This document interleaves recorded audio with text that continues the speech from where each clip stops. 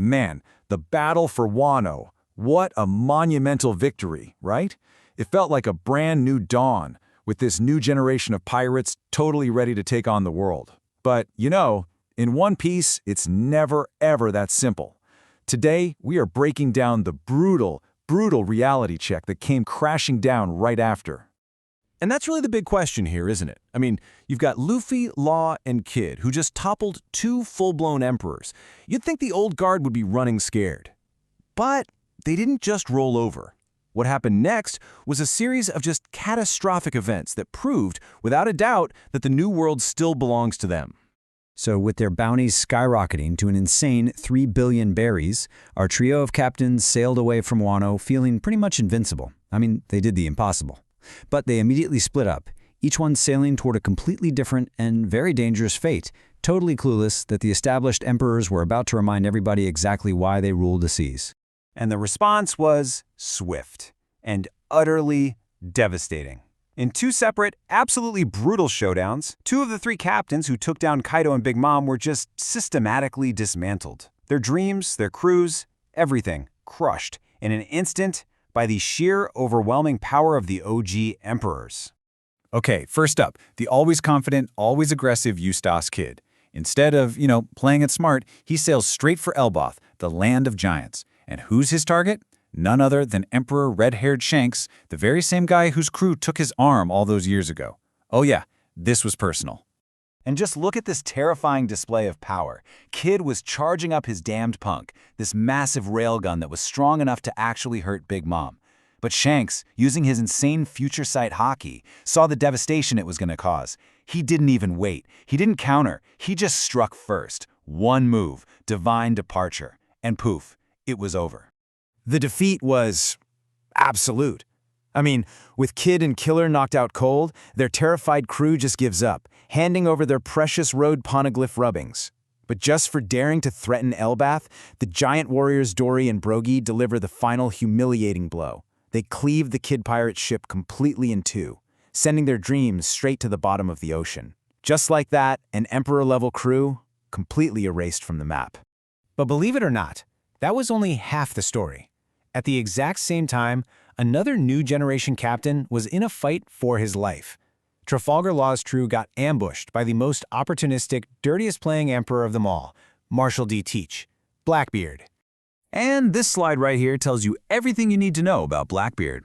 After a savage fight that leaves Law beaten and his submarine a wreck, Blackbeard doesn't just celebrate, no. He immediately starts thinking about the profit. He's looking at Law not as a rival, but as a prize, a commodity, to be exploited for that legendary Ope-Ope fruit. Incredibly, Law only gets out of there because of a complete miracle. His loyal first mate, Beepo, pops a secret drug he got from Chopper, and it forces a transformation into his massive Sulong form without a full moon. In a desperate rage, he causes just enough chaos to grab his captain and dive into the sea, having to leave the rest of their defeated crew behind. But all this chaos wasn't just contained to the pirates. While the new generation was getting absolutely crushed, the old guard of the Marines was making a big move of their own. This time on the infamous pirate island, Hachinosu, the home base of the Blackbeard pirates.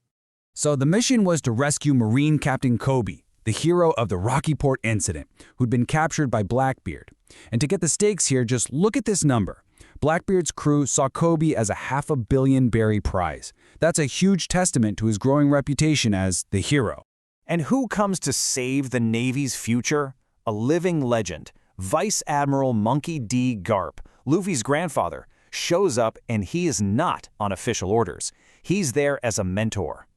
As his battleship literally flies over Hachinosu, his message is personal, and it is chilling.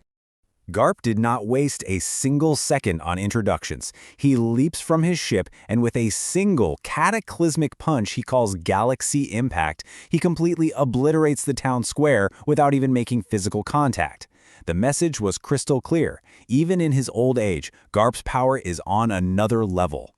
But waiting for him on the island was a tragic twist. His opponent was none other than his former star pupil, the ex-Admiral Kuzan Aokiji, who's now the 10th Titanic captain of the Blackbeard Pirates. The painful irony here is just inescapable. A master has to fight his old student to save his new one. And in their first clash, the master proved he still had the upper hand. He effortlessly shatters Kuzan's ice, grabs his former student by the face, coats his fist in advanced hockey, and just slams him into the earth with Blue Hole, creating this massive chasm. Garp was not holding anything back.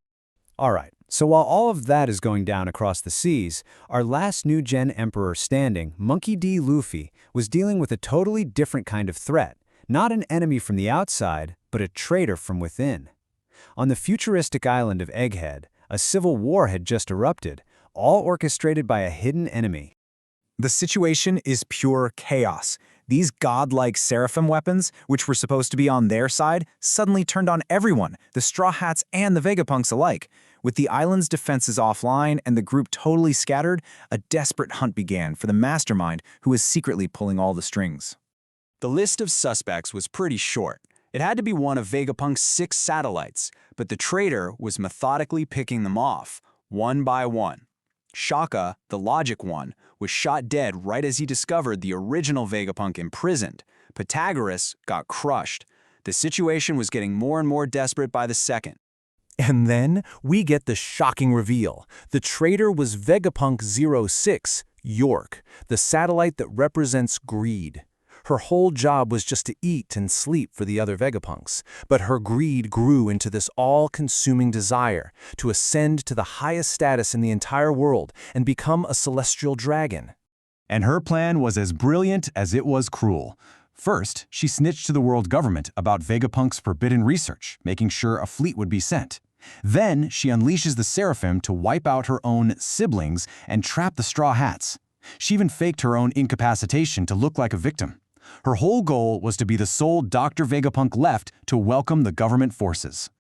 This one line she says to the captured original Vegapunk, it says everything. It is the ultimate expression of her greed. In her mind, the world only needed one Vegapunk, and she was going to be that one, no matter who she had to betray to get there.